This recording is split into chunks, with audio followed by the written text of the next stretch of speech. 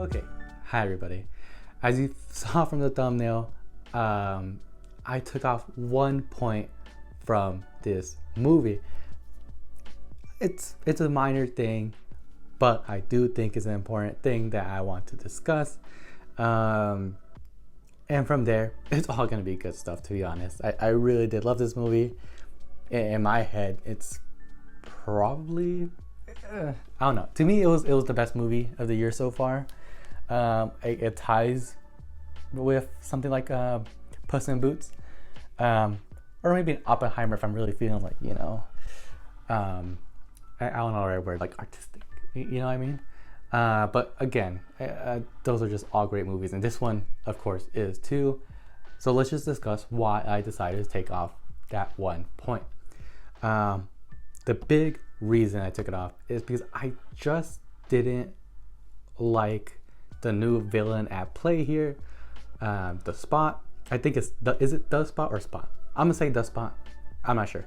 I'm not a big fan of this villain, even though, honest to God, really interesting character. But I have to be honest, even though I like that he's very fascinating, just very interesting character, like the way he operates in this sort of moving through dimensions kind of thing. I think that one thing he's really lacking in is really just strong motives. And I say that because it feels like the malice that he had towards Miles was just kind of odd. Like it didn't feel like he really had a strong reason to go towards Miles specifically. Like one thing that he reminds me of a lot, there's this one scene, I guess it's a spoiler for an art movie. By the way, spoilers. There will be spoilers in this review, all right? Anyways, he really does remind me of like Mysterio in like Spider-Man Far From Home. Mysterio and, well, not Mysterio specifically, but I guess all the other people that are involved with Mysterio. At one point in the movie, they make it obvious as to why they want to take down Tony Stark specifically, or like at least, kind of be against him, like why they turned around and like turned to be like villains kind of thing. And there's this meme, I couldn't find the right meme. This is the only meme I could find that actually makes sense to me, and it feels like, yeah, they are kind of slighted by him, and then they're like, okay, I'm a villain now. Like there's this situation that really pushes them way too much. Like it feels like an overreaction, right? And I would say that the same thing is happening with the Spot. Miles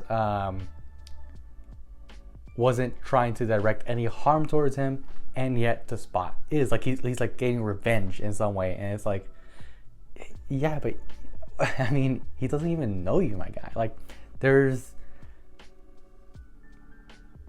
it's too much hostility from his end, and it doesn't make much sense. Like it does feel like it's a forced kind of character thing that's going on, and of course it has to happen. Like if you've seen the movie, he plays a really big role in like what's going on. One other big kind of flaw that I saw in his character was, how do I put it, I just feel like he was making a leap within his character, right? Like he really starts off as this, this is at least how we see him, as a kind of like awkward robber. Like he doesn't, very inexperienced, kind of naive, doesn't really know what he's doing. So from him to go to something like that, and to go to something very extreme where he's like about to like basically end all these universes and like really take over kind of thing, like he really presents himself as like an insane-ish kind of villain, like almost kind of chaotic. And I'm not just saying that from like what he's doing against all these Spider-Mans, but that's how he's portrayed, right? Like there's this imagery within him, and it's dark, and it's almost creepy, and it just didn't feel right. Like he made that transition just like that.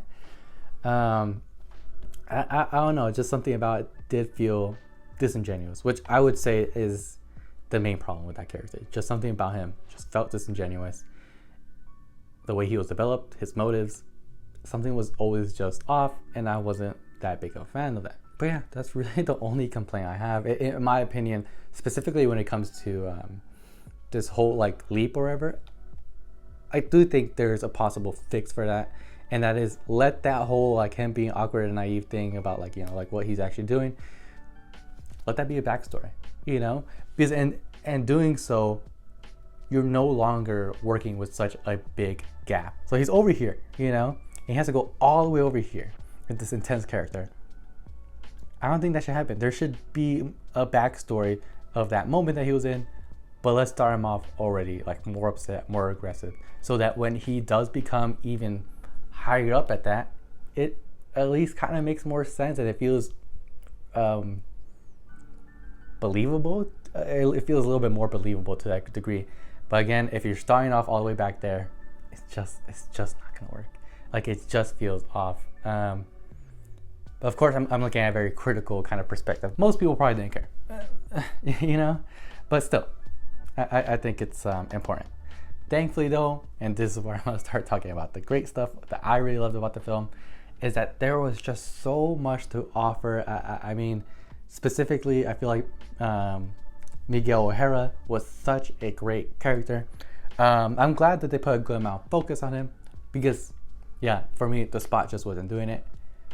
I mean, this guy had something like real, not too complex about him, but at least something deep, you know? Like, how he interacts with Miles does make sense. I mean, of course, he'll be upset with someone who ruins a canon event. He has first-hand knowledge of what it means to ruin a canon event.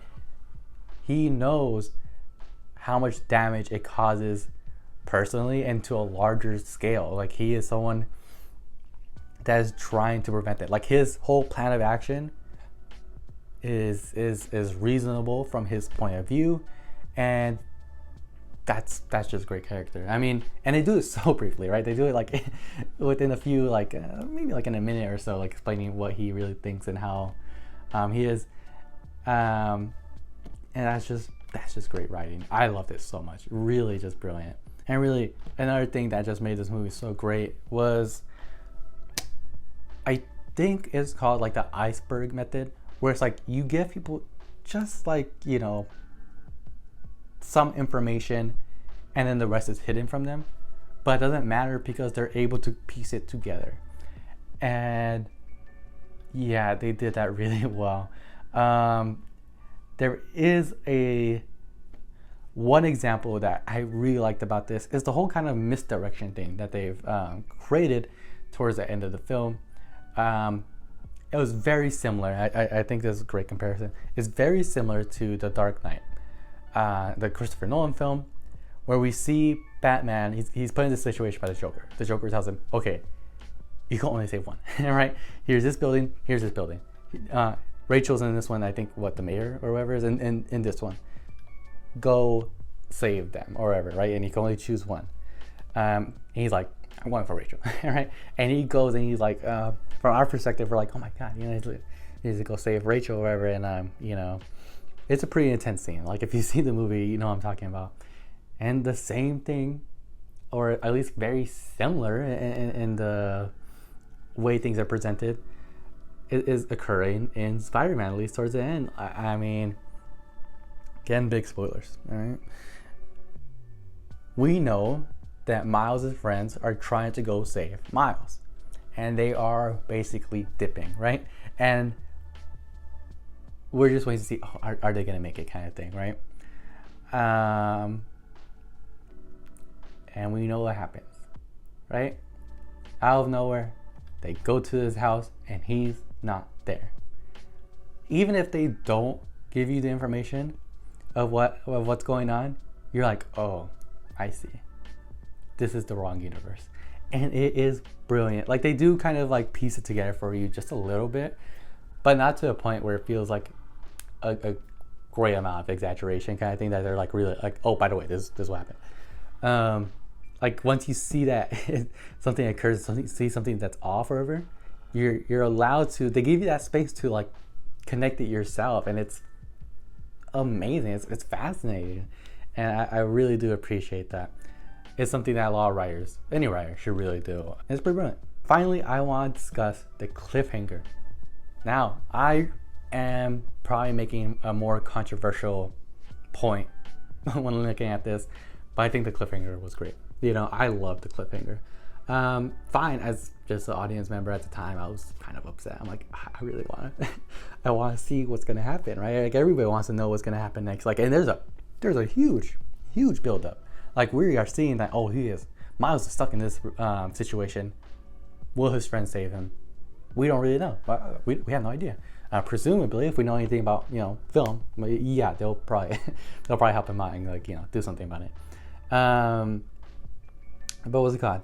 Yeah, there's that intensity there, and that's what makes it so great. Yeah, fine, it's annoying. We have to wait.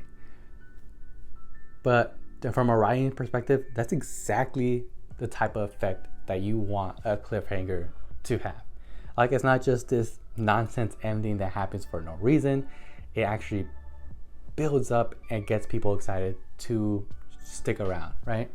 Like, it could have been bad. It could have just ended in the middle of nowhere, right? Like, and just kind of like, what? Like, why are you ending it right here? Like, no, there's a clear problem being presented to us, and then we want to see what's gonna happen next. It doesn't just go to black or whatever. Instead,